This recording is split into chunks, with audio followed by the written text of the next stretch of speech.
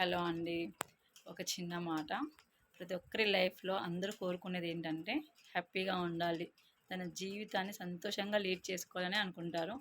వాళ్ళు వాళ్ళ పిల్లలు, వాళ్ళ ఫ్యామిలీ కూడా బావుండాలి.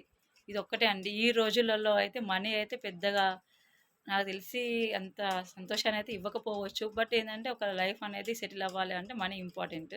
సంతోషంగా మనం ఉండాలి అనుకుంటే మనుషులు ఇంపార్టెంట్. నేనేంటి అనుకున్నానంటే మనం సంతోషంగా ఉండాలంటే ఎదుటి వాళ్ళ సంతోషం లాక్కొని సంతోషంగా ఉండడం కాదండి.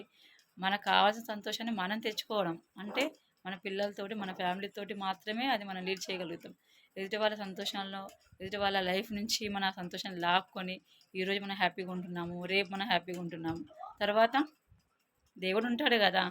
మనం చేసే ప్రతీది పైన చూస్తూనే ఉంటాడు గదా! ప్రతి ఒక్కటి కూడా కనిపెడుతూనే ఉంటాడు.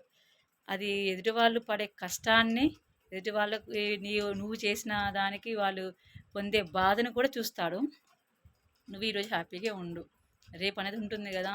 అంతకు 100 రెట్లు కష్టాన్ని, అంతకు 100 రెట్లు అన్యాయాన్ని, 100 రెట్లు నీకు నీ ఫ్యామిలీకి కంపల్సరీ తగులుతుంది.